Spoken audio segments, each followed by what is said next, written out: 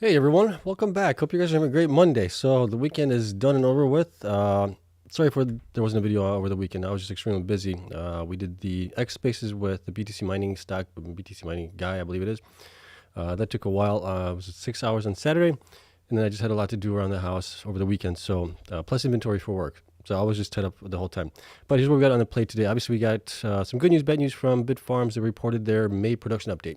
We also have Core Scientific just came out about half an hour ago that they have a $3.5 billion contract with Coreweave.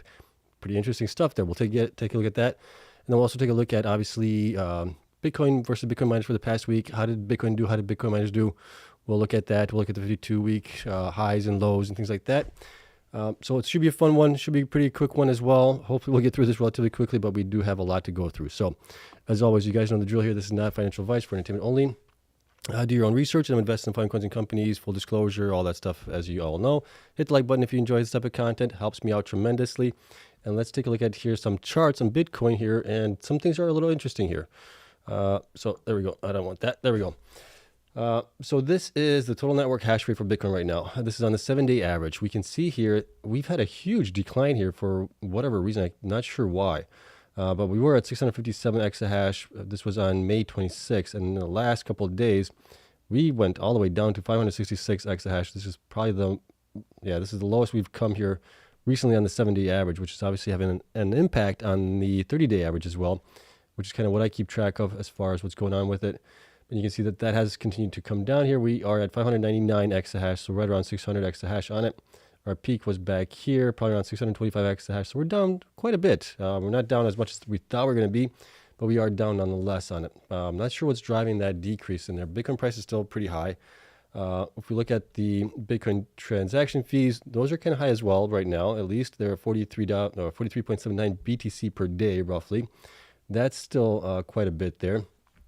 Right, we also have the network or the hash price still pretty good on here. It's not great. It's 56, right? We'd love to see that above 60, 70, 80, north of 100, maybe even at the bull run. But right now, it's still not too bad. So I'm just surprised that the network hash rate is kind of coming down. Not sure what's driving that. But yeah, it's kind of strange. Usually we'd see that with Bitcoin price coming down, but we're not seeing that. Maybe the difficulty adjustment here has an impact on that as well, which I think is either coming up or already done and over with. I'll have to take a look at that. And then as far as Bitcoin over the weekend, it was pretty much sideways trading over the weekend, which is kind of what I expected, which is nice to see as well. And then we had a nice pump this morning. We were up like, 3-4% on the day. We ended up being only up 1.56% on the day. We closed at 68,791 roughly. But the miners also did pretty good today. In the beginning, at least they did. In the morning, they did really well, but towards the end of the afternoon and towards the end of the morning and into the afternoon, things were coming down on price and percentage gains and all that stuff. Not sure if some of the miners were hitting the ATM at that point, right? Going into the strength of Bitcoin and into the price appreciation for the miners as well. If that had an impact on the ATMs, possibly be getting pulled as well. Could be that. Not sure. Right, but it still looks like we are kind of like range bound here on Bitcoin. So I still think that we're in the accumulation phase currently. We definitely tried to kind of maybe break above that a little bit here today, but we came back down. So we're probably going to be trading a little bit sideways here unless we get a nice breakout above this line here, which is like 71,516 here. But looking at the miners here, we can see here that on the day, the best performing one was actually Bitfarms today, right? It was up 4% on the day. We had Cores up 2.53, Hive was up 2.38, BitDeer was up 3.43, BitDigital was up 3.23. Who else was up here? Iron was 2.7. I mean, Iron at one point was like up 14%. I mean, look at this. This was just a nice candle there, but came back down. And that might be just Iron using the ATM potentially. Trying to get as much cash as they can right now. But that's kind of the way the miners kind of shaked up today. It was definitely an interesting day on that because in the morning it looked great, but by the afternoon it didn't look so great. But some of them were still up in the green, so that was good to see. Okay, let's take a look at the stories that we do have here really quick. So we'll get into let's get into Cores here first. So Core Scientific, they just released this at 7:38 p.m. CDT time. So Core Scientific to provide approximately 200 megawatts of infrastructure to host Coreweave's high-performance computing services, capturing significant AI compute opportunity. I think I know for sure this is going to be probably the biggest contract yet by any public miner that we cover, obviously, right? BitDigital has a pretty good one there as well, 15 million a year. This is 3.5 billion. We'll get into it over a certain amount of time here. But here's some of the things that I found were interesting. So today, Core Scientific announced the signing of a series of 12-year contracts with Coreweave, the AI hyperscaler, right? They've had business before with them as well. But under the terms of the agreements, Core Scientific will deliver approximately 200 megawatts of infrastructure to host Coreweave's high-performance compute, HPC's, operations. Core Scientific will modify multiple existing owned sites to host Coreweave's NVIDIA GPUs. The site modifications are expected to commence early in the second half of 2024 and achieve operational status in the first half of 2025. So in the next basically 6 to 9 months is kind of what we're looking at, potentially 6 to 12 months if you go all the way to the end of it. But that's definitely interesting, right? The question is, how are they going to pay for it? They do answer that here in a second.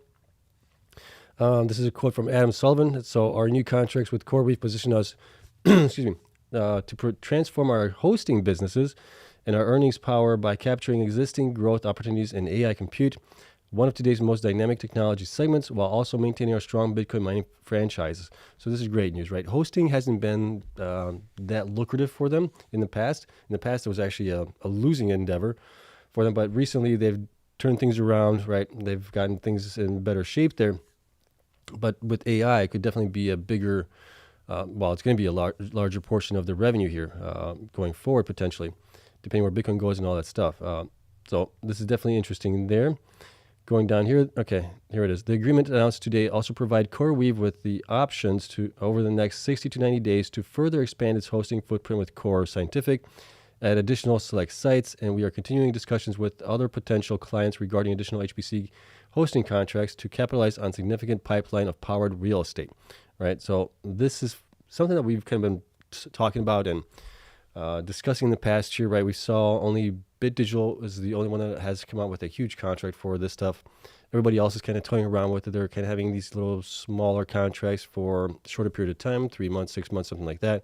But we've never seen anything this large except for with BitDigital was a 3-year contract.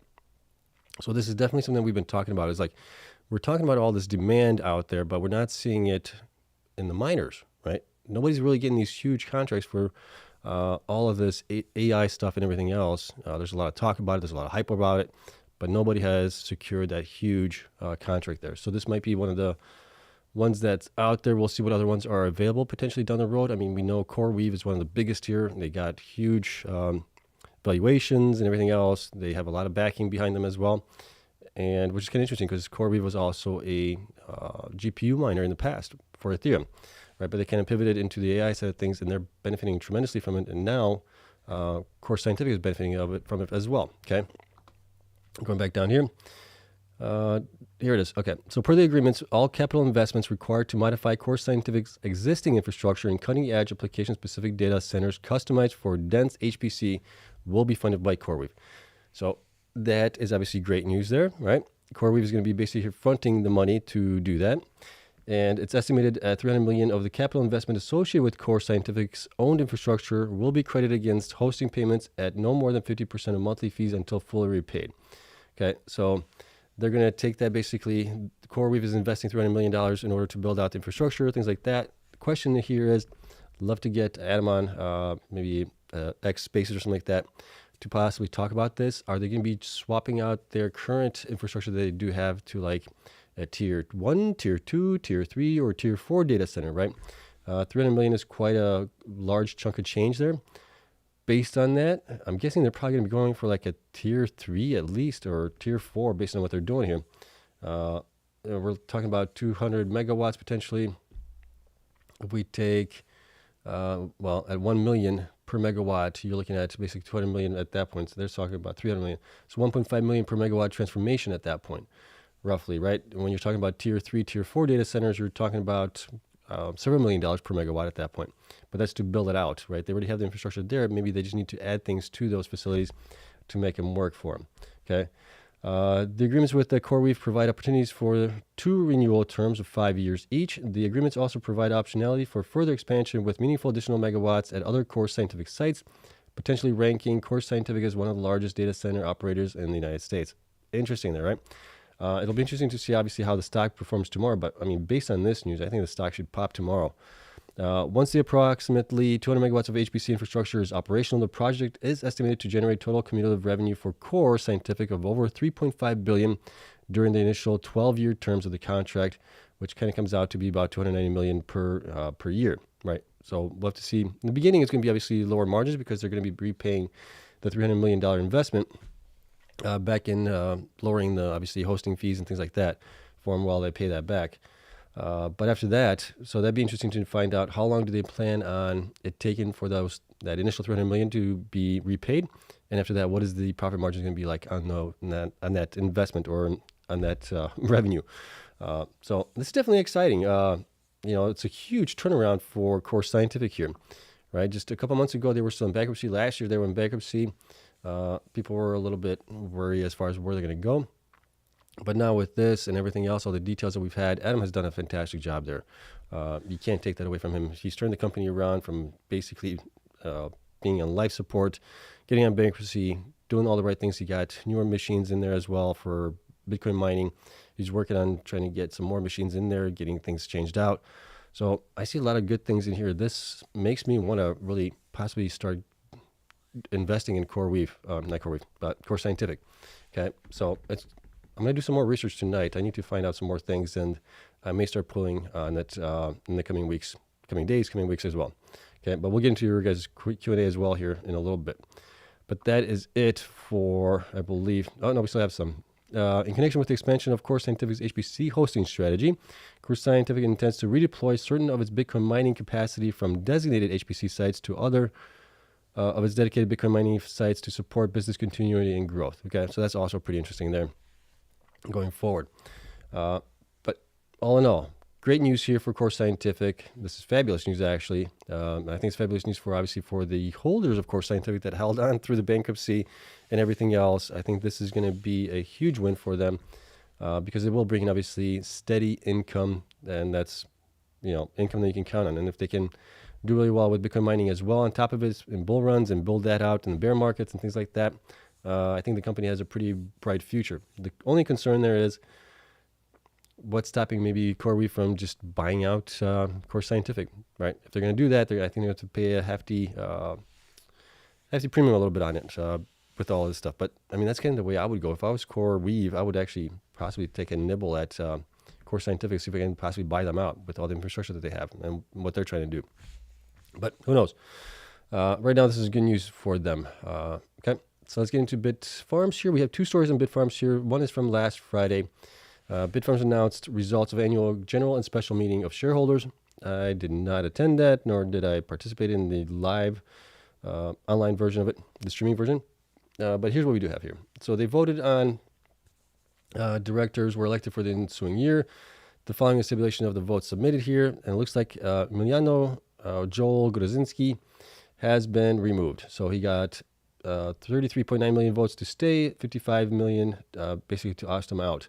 So could Emiliano be the kind of the thorn in the board there? All right. Is that what we're hearing? Maybe a lot of issues happening there with the board and things like that. Was he kind of the thorn in there? Don't know. And then Edith M. Hofmeister got also quite a few votes against her, 25 million for, right? So not sure what's going on, but she did stay on. She still got 63.9 million here. Everybody else got pretty good numbers here, right? As far as for, and then pretty low numbers for against, about 8.8 million to 7 million against for those. So not too bad there. Going down here, the company wishes to advise that Mr. Emiliano Grodzinski has not been elected to the board of directors of the company. The company thanks Mr. Grodzinski for his valuable contributions as a co-founder, right? So he's a co-founder of Bitfarms and during his tenure of service. The board will be seeking an appropriate candidate to enhance the board's skill set and address the independence concerns expressed by certain proxy advisory firms, which are believed to have led to Mr. Grodzinski's not being reelected. This process has commenced, and the company expects that it will be completed shortly. Okay, so we'll see who they bring in there to fill that seat. And then what else do we have here? I think that's basically it. They did have, let me see here, was it? The votes, they got the votes in favor of an ordinary resolution approving the renewal of the company's long-term equity incentive plan and allocated entitlements thereunder, as more particularly described in the management information circular dated April 16th, 2024. They also have PricewaterhouseCoopers in there as well. That all stayed the same here, so no change there as well. All right, so that is it for that one. Let's take a look at Bitfarms here, some of the good and the bad for May production updates. And this is what we have here. So in May, Bitfarms secured an additional 100 megawatts at its Yaguzu, I can't pronounce that word, site through an amendment to the existing 100 megawatt power purchase agreement, PPA, with the Paraguay state-owned utility, Andy. This is fantastic news, right? This increases their potential hash rate going forward. So this amendment doubles capacity at the site to 200 megawatt with scheduled deployment for the additional 100 megawatts in 2025. So sometime in 2025, they can increase that even more. This substantial hydropower will be provided at the same contractual low cost of approximately 3.9 cents per kilowatt hour before VAT, so that's basically tax, with the added benefit of not being subject to annual inflationary adjustments. Now, that's really good news there. The expansion has the potential to add an additional 6 exahash in 2025 if filled with S21 Pro miners right there. So those are like the 230 some terahash miners, right? So that's an additional 6 exahash on top of the 21 that they're getting to. So that would get them kind of like to 27 exahash. This is great news here. And it's great to hear that Paraguay, right, which we've had a lot of fun about Paraguay, about banning Bitcoin mining and everything else. The power supplier, Andy, signed a contract with them for additional power. This is great news, I think. Obviously, the stock did pretty good today. It was up 4%. So I think this is good. Going down here, fleet upgrade review. So in May, we completed 2 farm upgrades at Cowansville and Bunker and filled 3 of the 5 buildings in Paso Pe with new miners. This increased our installed hash rate to 9.5 exahash, with approximately 7.5 exahash currently operating, and improved our corporate energy efficiency by 31% year over year and 13% from last month to 27 watts per terahash. Nearly 2 of 3 exahash installed at Parapeso site, but not yet energized, pending final testing by Andy and substation engineering work, which is scheduled to be completed in June. Okay, so here's obviously the good news and the bad news part of it. The good news is they do have 9.5 exahash installed, and basically 2 exahash of that is pending energization. So that's kind of the bad news there, right? We were hoping that they would at least get to close to 10 exahash energized. They didn't get that, obviously, for May, but they do have 9.5 installed right now, just waiting to get basically a connection to their sites, get final approval and everything else. So that should happen in June. So that's not too bad. Overall, this is good and bad, right? The bad part is we're not energized yet, but the good part is we will get energized in June here. And they do have 9.5, which is great. So we're only going to be using the 7.5 exahash right now for the month because the 9.5 never got energized, right? So that's the way we always do things. And then upgrades at Ledger are underway and are scheduled to be completed in June, along with farm upgrades at St. Hyacinth and Baycombe. Okay. Mining review during the May in response to unusually cold temperatures in Argentina. Bitfarms curtailed operations for 8 days in Rio Cuarto amidst a temporary demand spike for natural gas during the harshest winter in 44 years. Mining operations at Rio Cuarto resumed on May 31st. So that's good there. Obviously, they had to curtail. That's bad part of it as well. And you'll see that reflect in the numbers that I have for them in my spreadsheet. Andy began their final power-up protocol testing in Paso Pe, and we expect to have the full 70 megawatts energized in June as well. So that should get them to close to the 12 exahash that they're trying to get to in June as well. Okay. May mining operations generated 156 BTC compared to 269 BTC in April, reflecting the first full month of reduced block rewards, the result of April having event, right? So we're finally seeing that impact on the miners here. Curtailment in Argentina and downtime associated with upgrading miners reduced total production, which was partially offset by 4.2% increase or decrease in network difficulty compared to April, right? But if you're switching miners out and things like that, it's going to have an impact a little bit there as well on it. Plus the halving event, we're now finally at 3.125 BTC per day for the miners, 450 BTC in total being divided out into the miners that are out there mining, and they're getting a percentage of that, obviously, each day. Okay. Going down here, what do we have here? BTC earned, we talked about the 156. Month-end operating hash rate, 7.5.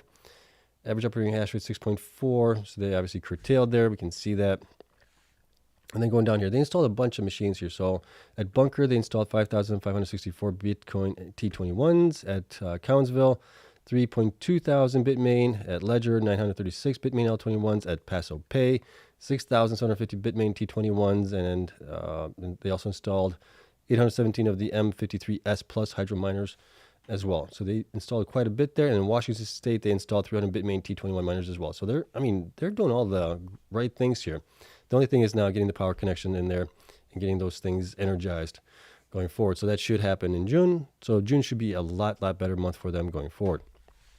And then we'll have to obviously see where they are as far as their goals going forward and everything else. But going down here, let me see, BTC held in Treasury increased to 850 BTC, so that's a slight increase from what they had in April.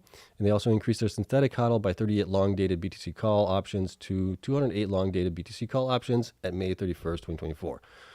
And that is basically it here for them, okay? All right, so let's take a look at the spreadsheet that I do have for them, and we'll go over all the details that I do have. There is some interesting details on it as well. We'll get into that, obviously, here in a second. So here's Bitfarms right now. Bitfarms today closed out the day at $2.33. Based on that, their market cap is about 928 million. So pretty close to $1 billion here already. Current hash rate, 7.5 exahash. Future hash rate, 21 exahash. Plenty of growth, obviously, going forward. Their BTC HODL 850 BTC is valued at about 57.5 million right now. That's only 6.2% of their market cap as it is right now. Their performance over the last 12 weeks hasn't been great, at least 12 weeks going back. They're down 38% from that. 8 weeks, they're down 3%. And then the last 4 weeks, they're up 29%. And then 1 week last week, they were up almost 9% on it. Okay, now as far as Bitcoin production has been concerned, you can see that they have been coming down here. And you can kind of follow that along with, obviously, the Bitcoin hash rate here for them. As they have been increasing that, it's been coming down, but also in April, we had the halving event, so that obviously dropped productions on them as well, which we're obviously seeing here in May as well, okay? Going down here, BTC HODL has been increasing slightly. I mean, they had a nice increase here from May of last year through basically, I would say November. And then November through April, they were kind of flat here more or less. Nice increase here in May as well, a little bit there. But that's still good there, okay? Looking at their revenue here, we're looking at about 10.17 million here in May. Obviously, big decrease from what we had in April, and that's contributable to the Bitcoin halving event as well.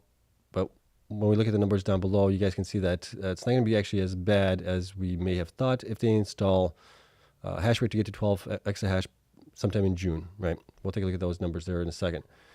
Bitcoin sold, how much they've been selling. They've been selling less and less here, it looks like. And then hash rate has been increasing, which is also good. BTC per exahash efficiency kind of ran down quite a bit to 20.8. Obviously, that had an impact because of the curtailment at one of their facilities in Argentina. And Bitcoin sold value there going down here. Let's take a look at institutions. Okay, so this was kind of strange here that I'm starting to see something on Webull. So in the past, at least last month, we had 173 institutions, right? Now they're reporting only 14 institutions and 6.8 million shares. That's a huge decrease from where they were before, right? That's basically 70 million shares being sold out of institutions. So did Riot buy those or something else happening here? Or did they sell into the halving event potentially, right? When we're just getting delayed data on it. Could be that. Because I'm seeing the same thing happening for several miners where their number of shares is dropping down quite substantially here. So they're not alone in this. There's other miners in this. BitDigital is another one in there. There's a couple other ones as well. So we'll have to see what this actually is. Is this an error or is this actually something that is actual and is a result of the network having that happened obviously in a couple of weeks ago. Okay. But here's what we do have here. We still have one strong buy rating, 3 buy ratings. Price targets came down a little bit here to 6 for the high, 404 for the average, and $3 for the low side of things. And going down here, okay, here's what I want to talk to you guys about. If they get to 12 exahash by the end of June, I'm estimating somewhere, this is without even Bitcoin transaction fees being added into it, about 20 million for them potentially in revenue if Bitcoin just stays where it's at right now. So that would get us to about 47.9 million in revenue. So that's not too far off from where they were in March, right? They were obviously mining a lot more Bitcoin at that point. Bitcoin price was also higher or going up at that time as well. So it's not going to be as bad as maybe we have thought. So I'm expecting maybe to see this for other miners as well, if they're growing, obviously, their hash rate. Going down here, here's what we had for them as far as machines being added this month. I did install the ones that they basically said were being installed, right? And then I took out the ones here that were the 103 terahash over here. I took out about 200 petahash of those, and I took about 363 petahash of these as well. And then also had these mining here only, let me see here. These, we had only 5,660 of these miners here compared to the 16,490 that they reported to get us to the 7.5 exahash here for operating, because those were the only ones that were installed there. Okay, that got us to the 10.169 million, and I added 661,000 in Bitcoin transaction fees. I calculated the Bitcoin transaction fees for the month, and it averaged about like 6.4 something percent, right? So I just did 6.5% on it in general, and that got us pretty close to it. And I have them right now at 25.5 joules per terahash. They have them at 27. So my numbers might be off as far as the watts on some of these machines here, depending on what they're using and what I'm using based on the information from either the manufacturer or some other sites like that I could find information on it. Okay. But that is it.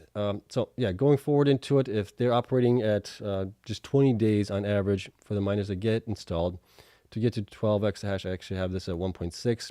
So not exactly 12 exahash, but that kind of gives us maybe around 20 million in revenue here in June, as long as Bitcoin doesn't slide too far down. All right. That gives us that. Let's take a look up here as far as where do I see them right now. I still see them in between $4.49 to $6.74. Kind of in line with what the analysts are looking at as well, right? A little bit higher on the high side and a little bit higher also on the low side, but pretty close to what they're looking at as well. And then if they continue to grow, obviously their hash rate, things like that, that will obviously have an impact as well on their revenue, which will impact their earnings per share as well. Okay. And that's kind of where we are at. So what are my thoughts on it? My thoughts are, the only thing that we're really missing right now is the information about the CEO replacement. I don't know when we're going to get that. I mean, they've been saying that they're close to finalizing that anytime soon, so that would be nice to get. It is nice to see that they are at 9.5 installed, but they just need to get energized, and that they are on track to get to 12 exahash potentially as well in June. So it'll be a telling time, I think, in the next 30 days, basically, or less than that now, since we're already in June, to see if they can actually do that, get it energized and everything else, and it's not being prolonged out, right? That's not something that we want to see. We want to see this get resolved, get 9.5 installed and hashing, get the other, what is it going to be, 2.5 exahash installed and hashing as well in June. And then what is the path going forward? If they get to 12 exahash by June, they have basically 6 months to install 9 exahash. So what do they need to install at that point? Like 1.5 exahash a month, right? Am I doing that right? 6 months by 9. Yeah, we get us 3. Yeah, so 1.5 exahash per month installed to get to 21 exahash by the end of the year. Okay, so that is it for that one. Let me know what you guys think. I think this is still great news. It's not bad. Could have been better, but it's not bad. I'm still bullish on Bitfarms. I still own all the shares. Plan to hold it for at least the next 6 to 12 months, maybe even longer, 18 months. We'll see where the bull run goes, but that's basically it there. And let's get into really quick here. We'll take a look at the weekly as far as how the miners did versus Bitcoin for last week. We didn't do this over the weekend. This is normally when I would do it, but we didn't do it, so we'll cover it right now. And we do have, this is from the 52-week lows, right? So these are the bars here from 52-week lows, and then from 52-week highs are down below. We can see here that CleanSpark is still the number one, 375% from its 52-week lows. Iron is now second spot, 179%. Marathon, 172%, number 3 spot. And Bitcoin's up 172%. So these guys are at least performing as well as Bitcoin. CleanSpark is the only one that's kind of outperforming Bitcoin right now. And everybody else here has underperformed. With, like I've talked before about Hive, Hive is only up 15.6%, way underperforming Bitcoin compared to everybody else here, along with Riot, up only 25% roughly. And then we got some in the 40s, 70s, 80s, and 100% as well on that one. Okay. Going down here, if we look at the 1 week chart, we can see here that Bitfarms had the best week last week out of all the miners, was up 11%, followed by TeraWolf and then BitDeer. Iris was down 1%, well, along with Core. Bitcoin was down 2%. So those have kind of outperformed Bitcoin a little bit here. And then we have biggest loser here was CleanSpark down 9%, along with Cypher down 9%. Marathon was only down 8% on the 1 week. If we look at the 4 weeks, things change around a little bit here. We got the biggest gainer here being Iris at 63% up, followed by Core being up 30%, Bitfarms up 29%, Bitcoin's only up 11%. So the only ones that have outperformed Bitcoin is Digital being up 15% and Marathon being up 14%. And then we had Bitdeer kind of even with Bitcoin as well. Everybody else has underperformed. And going back 8 weeks, we can see that Iris is up 54%. So that's the biggest gainer there, followed by Core being up 40%. And Bitcoin being flat, basically, from 8 weeks ago. And Digital outperformed a little bit, 4% compared to that. Everybody else has underperformed. And then finally, going to 12 weeks, we can see here that Core is up 27%, Iris is up 14%, Bitcoin's down only 3%, and everybody else has underperformed, except for Cypher. Cypher's only down 2%, but everybody else has underperformed Bitcoin from then going forward. Okay, so if we look at the table here, we can see that we had 2 green weeks. That was nice to see. Obviously, we had 2 green weeks in the miners. In Bitcoin, now we had a red week. We had 2 red weeks prior to that. We had a green week, red week, green week, red week, and green week, red week. So maybe we'll start getting into more where we have the green weeks happening more so than the red weeks, which would be obviously nice to see here. Okay, but that is it. Try to get through this relatively quickly. Quite a few good news stories, obviously. Core, Bitfarms as well. Overall, not too bad, but Core's definitely, I think, a shock, possibly to some of the people out there. It was definitely a shock for me to see that they're getting 3.5 billion. But nonetheless, here's my little sales pitch here for you guys. You guys can get access to all my spreadsheets and everything else that I do for a low monthly fee of $8 a month. That is through Patreon. The link for that is in the description down below. And if you pay annually, it's 10% off. And then you might be able to find a couple spots that are still open in like the $5 tier or the $4 tier range as well. And then in all those tiers, you get access to the private Discord server that we have there as well. Okay, that is it. That's my sales pitch. Let's call it a day. Get into some Q&A side of things and see what you guys have to say. And we'll be done with it. So we are going on a half an hour already. Wow. All right, let me get my into Q&A side of things. Let me see here. Trying to find some questions here.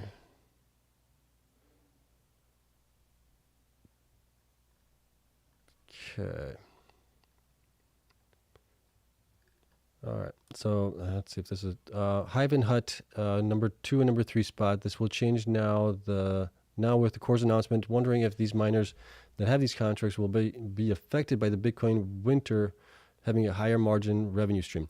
Yeah, that's a good question. As far as what if we don't have a Bitcoin winter, right? What if we have a continued maybe slower increase in Bitcoin price going forward because of the spot Bitcoin ETFs, adoption, everything else that's happening there? What if we don't have that 80% correction or 70% correction anymore? What if we only have like a 15 or 20% dip, right? Where does that lead us to? But yeah, it's definitely a changing dynamic here that we're seeing in the Bitcoin miners, especially the ones that have AI plays right now, right? So you got Digital that have a substantial one, and now, of course, Scientific as well. It will be interesting to see. Well, you will have to start tracking that revenue, I think, going forward, because it is going to be a substantial part of their revenue stream as well, right? And that's going to be, I think, a lot easier to track because they have basically contracts in there, and they're going to be operating on those contracts, and those are going to be kind of like fixed income for those guys. So yeah, I think it'll definitely help them out. Hey, Seb, any updates on your Mara stance? I'm waiting to see what the production is like for May. Right. My biggest gripe, as you guys know, with Marathon is just their operations. Their operations have not had a consistent, how can I put this? A consistent good uptime, I guess you could say. Right. That's the only thing that's there. They did miss some targets in the past, right? They'd made some fumbles, made some mistakes, but they're doing a lot of good things here now. They were asset light in the past. They're buying infrastructure now. For me, it's just basically operations. How good can they get those operations up to? How close can they get those to 100% uptime, basically? Hey, Seb, did you end up buying cores? Not yet, but this definitely makes me want to get into it. So I'm going to check my balance on my banking account tomorrow and see if I can maybe throw in a couple $1,000s and maybe pick up some shares. So I think this is great news, obviously, for Core. So what are you going to need to see from your Core analysis to pull the trigger and buy? I think I have everything I need on them. I'd like to see what their numbers were for May. But I think I will start, like I said, buying. I'll let you guys know if I buy tomorrow. But I don't want to be FOMOing into it either. But if it starts running up tomorrow, I don't want to chase, but I may have to chase because I don't know where things will end up at in the long run, right? If it starts running, it's going to run pretty hard possibly. So I'll have to do some, do some trades maybe tomorrow. Put some money in. Let's see. Do you think Iron Bitfarms or Cores will perform better in the next 12 months? Uh, let's see here. Iron has had a nice run up here recently, right? It's up quite a few percentage points there. Bitfarms is still kind of still kind of behind a little bit. And then Cores, gosh, I don't know which one's going to do better. They all have such potential going forward that it's not an easy pick for me. If I had to guess, boy, Cores with the latest announcement and the way that they are undervalued might outperform the other guys. Might. I don't know. What is your price target for Cores? My original price target for them, let me see if I can pull it up on my spreadsheet here really quick. I think they should be much higher in value from where they are right now. My original goal was about $19 to about $29 on them with their current operations, right? But if you include the dilution possibly that's going to happen there with the warrants and everything else, we could probably cut that in half potentially. So then you're down to, what is it going to be? About $10 to $15 or something like that in share price. So still way under from where it should be probably. But that's just kind of the way I'm seeing things right now, at least. Hey, Seb, they say the bull runs over like in 2021. Do you believe that? Hey, Seb, they say the bull runs over like in 2020. Like, so it was 69,000. That was it. And that's as high as we're getting. We got up to 73,000 now. I don't think the bull run's over yet. The only question that I have now is, was it going to be the same like last cycles, right? Where we had the pullback 70, 80% in Bitcoin, miners tanked at that time as well. I don't know if that's going to happen this time. So that's one of the things I'm trying to figure out, and we'll figure that out in due time, I think. But it's going to take some time. Keep an eye on the cost of natural gas. It will cause the energy power cost to go up and down. I bought natural gas ETF for a really low price, $3.55, and sold at $5. Nice. Hey Seb, still loading Iron, and any thoughts on Wolf? I'm not loading onto Iron. I have a pretty good position into him right now. Probably would have liked to have a bigger position, but I think it's okay for where it's at right now. Let's see. As far as Wolf is concerned, Wolf, the big thing for them is the growth that's not happening this year, right? That's kind of one of the things I'm looking for is good growth this year. And I'm not seeing that right now. That doesn't mean that they can't come out with something, but right now I'm just not seeing it, and that's why I'm not into Wolf currently. Let's see here. All the institutions are dropping a bunch of them. Yeah, it's kind of what I'm seeing from Webull at least. Like I said, I don't know if it was before the having event or something. I'm guessing it's probably before the having event, right? That they were going to be dropping them like flies. But eventually, I think they will start picking back up, and the data that we have is probably delayed by like 45 days to 60 days potentially. So it is interesting that we're seeing that now happening. Obviously, we're after the having event, so this would be the time to probably see it. Let's see here. I listened to the Ben interview. He definitely felt Jason and Riot's sting bid was too low, not just in the long term, but in the short term as well. Yeah, I mean, I agree completely. That was just a low ball bid on from Riot on Bitfarms. If I was on the board there or a CEO of Bitfarms, I would have been like laughing myself on that one. I'd be like, nope, there's no way I'm selling the company for that much. Let's see here. Question, part one. Bitfarms has a relatively high price to book ratio of 2.378 to their peer group, e.g. Iris price to book ratio of 1.6 or Riot price to book ratio 1.09. Okay, where's the other part of it? Let's see, Nick. Okay, question part two. Nevertheless, Bitfarms market cap to HODL future hash rate M4 with 3879 is relatively good to their peer group, e.g. Iris 36.39 or Riot. Yeah, how can the price to book ratio? How can be the price to book ratio? I don't know. I have to take a look into it, see what's driving that really quick. Don't have the data in front of me, so don't know on that one.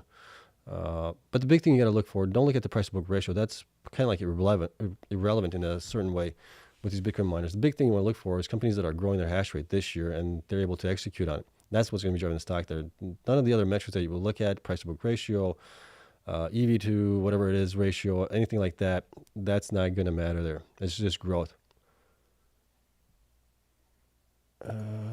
Thanks. What about Core's price target with Bitcoin at 100,000? Thanks so much. I think the big thing is, can they actually grow this year still, right? They do have the optionality to change out a lot of the older miners, increase their hash rate by about 10 exahash just by doing that, changing out the older fleet. That would give them about 30 exahash. I think that would be fantastic. And then obviously, the second part would be the debt on it as well. If they can get the warrants to execute, pay off the debt, get some cash in there, I think that would be great. At that point, I'd drive the stock even more potentially. I just don't know. It's a lot of variables to play around with, but I think the stock should be much, much higher from where it is right now.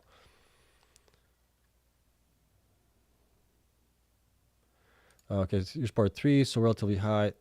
Thoughts on it? I would have to look to see what's driving that on it.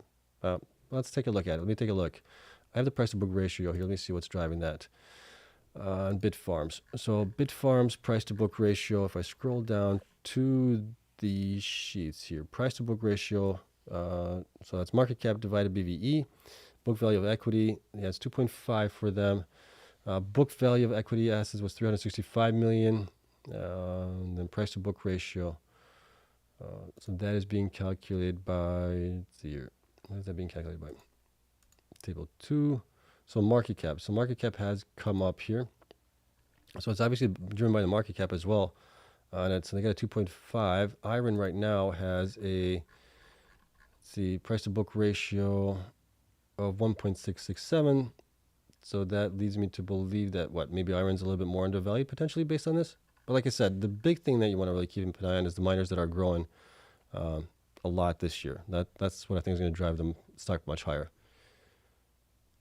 Do you think the recent meme mania slows down miner gains in relation to BTC price? No. We've had meme mania before. We had it in, we had the ICOs in the past. We had, what was the other ones? Back in 2021. What were those? Not the runes. The other ones, I'm drawing the blank now. But you had the images being on the thing and everything else. So we had that, and miners still took off at that point. So I don't think it is. Question, has CleanSpark sorted out the land deal? Not that I'm aware of. Not yet, at least. We haven't seen any updates from them. Question, if you don't have any shares in miners, which top 3 would you buy at and at what price? Dollar cost averaging, because I don't know where the bottom's going to be on these things, and we might be, set to take off on a lot of these guys here if Bitcoin starts ripping much higher. It's a tough decision as far as top 3. I would say look at like Marathon, Riot, CleanSpark, Bitfarms, Iron, and then Cores. Those are kind of like your top miners potentially going forward. You have other ones in the background there that are like Wolf, along with Cypher, right? They have growth, but not until 2025 potentially. So I'm basing on just growth itself. You probably want to look at like Bitfarms, Iron, CleanSpark, Mara, Riot. Those are the ones that are going to be growing tremendously this year and into next year. Question, hi Seb, do you follow the holdings of WGMI? I do from time to time. I take a look at it, see what's going on there. I know that their top positions recently were CleanSpark and Iron, and trying to think if Bitfarms was down the list a little bit more. But yeah, I mean, is there a reason you're asking that question though? But I do follow it from time to time. I don't stare at it every day.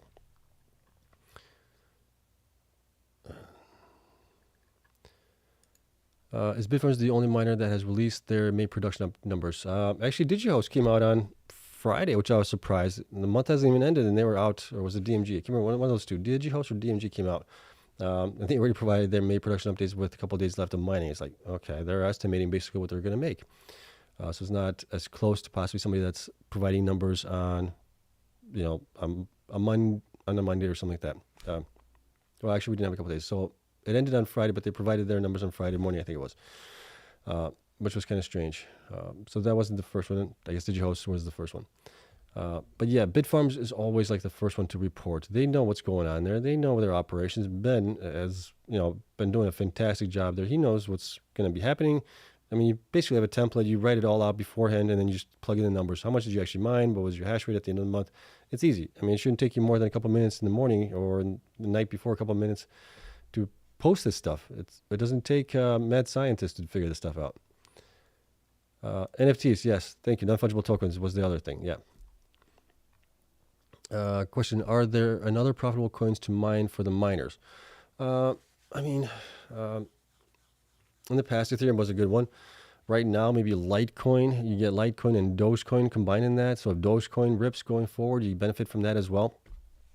Um, Other than that, I haven't been paying much attention. I used to mine Litecoin as well, and part of that we got Dogecoin as well. Uh, yeah. Yeah. WGMI biggest position is CleanSpark, 16%, and Bitfarms 4%. Yeah. So I knew Bitfarms was down the list there a little bit. I wish that was up a little bit higher. What do you think of Hive? We know there's slow growth, but still undervalued, or a safer investment. Yeah, I would say they do have slower growth, right? They are very efficient in their operations. They also have really good balance sheet and everything else. And they've been through this a couple of times. They're the oldest, probably public traded miner out there. But just the growth is lacking there for them to be noticed by other companies. In the past, they were mining Ethereum with GPUs. That was a huge revenue stream for them. Even in the bear markets of Bitcoin, they were just dominating in there. But that's obviously changed since 2022. They're not getting that revenue there anymore. They are kind of using those for AI. They were using those for a little bit for mining other altcoins and things like that and transferring it over into BTC. But as a safer investment, I mean, right now you can see that hasn't performed anywhere near to what Bitcoin's done in the last year. So I think a safer investment, unfortunately, would be probably get into Bitcoin, unless things really change in that company where they're looking to grow even more. But that's kind of the way I see it right now. I owned Hive from 2017 through last year. I sold it last year because I didn't see the growth there, unfortunately. So I learned my lesson with that one. They say the S&P rolling over, going down. Bitcoin followed into 2021. I'm not putting stocks down. I got a ton of money in the miners. Well, okay, half a ton. What's your take on this? They say the S&P rolling over, going down. Bitcoin followed in 2021. So you're basically saying that the S&P or Bitcoin follows S&P potentially. We've seen that before, yeah, and sometimes it does follow it. Sometimes it kind of separates from it as well. It's not that easy to figure out. It's certain time points, yes, it follows S&P. Certain times it doesn't. That's the best way I can explain it, I guess, maybe. So if Coreweave moves tomorrow, you can still start a position using a call or a call spread to limit backup risk. Yeah, see, I wish I knew how to do that stuff. You guys are a little bit more advanced in some of the stuff than I am as far as options and things like that. But I like to just buy shares and be done with it. So I may pull the trigger. I like the cores post a daily production update. Yeah, they do that. That's they're the only ones that do it. Yeah, they're the only ones that do that right now. Might be a little bit of information overload, but it's still nice to see all that information happening there. So it's very transparent, which I like. They say Bitcoin will go to 77,000 and then go down hard. I hope not. I don't see that happening. I mean, you got a lot of institutions right now in there. You got more ETFs happening across the world. You got banks getting into it, pension funds, everything else. They're all looking to make money. They're not, unless you're going to be shorting it, which they could be doing. But the regular instruments are Bitcoin SPY Bitcoin ETF is just a one-to-one on Bitcoin, right? So Bitcoin goes up, they make money. Bitcoin goes down, they basically lose money at that point. So they want it to go up. I don't see a reason for it to go down hard at 77,000. What would be the best miner to invest in now for the best return? I would say Iron, Bitfarms, and possibly Course. Possibly in that order right now. But other miners could outperform because they're smaller and they can, have bigger bang for the buck potentially. But out of the ones that are growing right now, those are the kind of ones that I would look into. If Riot doesn't get their stuff together, Bitfarms will be out hashing them in a month. Yeah, I mean, it might be. We'll have to see what, obviously, Riot comes in with May numbers. Right? Did they install anything? Did they get anything energized? And of course, so that will be telling when they do report. I'll just leave it at that. It will be telling as far as what's going on there in operations. Let's see. WGMI top holdings: CleanSpark, Mara, Nvidia, Iron, Riot, Cypher, Bitfarms, Wolf are the top 8 miners. Yeah, so good positions there as well. I do have WGMI in my 401k profit sharing plan. Everyone should watch the interview with Ben on McNally Money. Amazing. You'll be more bullish. Yeah, I mean, Ben is great. So I'm definitely looking forward to watching this after we finish up here. Let's see. Is Bitfarms still a good buy at 230? Ben hoping I would drop more before buying. Have some shares at 185, but I want more. Yeah, I've been buying into them for 2.5 years now. I finally got to the allocation that I wanted to get to in like the last 3 weeks or so, 3-4 weeks. So I'm happy with my position there. And then I want to get into iron. And that's the same thing happened to me with iron. Iron started running up on me. And that's when I kind of had to change things around a little bit, take some profits out of Clean Spark and put it into iron because I knew I wasn't going to be able to dollar cost average my way into it, unfortunately, like I have done with the other ones as we're heading into this bull run. So it was more important to me to kind of buy in a much larger position than I normally would have. But, it's just lack of funds to do it. You got family, you got kids, everything else. They always take priority to make sure that they have a good life. And then everything that I can save up, I try to invest into these mining stocks as well. Let's see. What do you think will Riot overtake Bitfarms at the end of the day? At the end of the day, will Riot overtake Bitfarms at the end of the day? Oh, you mean like hash rate increases and things like that? Potentially, they have a lot more hash rate to install. But May production, like I said, will be telling, right? What's going on there? Why haven't we heard them getting to X hash rate already, saying that they've installed this and gotten this up and running and everything else? They should be out there, out front and center, with a big blowhorn talking about all the good things that they're doing, but they're not. They went after Bitfarms to try and buy them out. So are they having issues at Corsicana? Don't know. We'll find out in May. Question: do we have to wait for a 100,000 BTC before the miners start run? No, I think once we get close to like 75, 80,000, miners will start ripping. We don't have to wait for 100,000. Is Riot desperate for Bitfarms because they're operationally so poor? Well, that's one of the theses behind it. We don't know for sure. That's why at least I'm interested to see what May production update is going to be like, because that will tell us if they're still stuck at the same hash rate or they increase it just slightly, right, by 300 petahash or something like that. That's not very big considering where they want to be at 31 exahash by the end of the year. Right now they're operationally at like 8 exahash or something like that, and they have 12 point something installed, right? So they have a lot that has to be changed out. And are they having issues there potentially? Is it not being installed the way that they thought it was going to be? Are they having issues with the immersion cooling? What's the deal there? So we need to see May, and I think we'll get them in a couple of days. I think he was asking, will Riot acquire Bitfarms? No, I don't think that's going to happen. The board and everybody else knows that Bitfarms right now is just currently way too undervalued, especially if you think about where they're going to be getting to, 21 exahash, and Bitcoin potentially going much up higher, right? The stock's going to be valued much higher. There's no reason to sell a company right now. They don't have debt. They have a good balance sheet as it is right now. There's no reason for them to sell. They're not in any pain or any desperate place to have to sell, basically. Has any other miner had an investor day like CleanSpark did? Yeah, Riot is having one as well. Of course, Riot is having one, or did they have one? I don't know. I know that they're having one, or they were supposed to have one. The other one was going to be Core, I believe, had one also. And then who else? That's the only ones that I'm aware of right now, at the top of my head, at least. Let's see. Okay, I think I caught up to all you guys' questions. We'll give it a couple more seconds here. If I don't see any more questions, we'll call it a day here. But things are definitely getting much, much more interesting here in the space.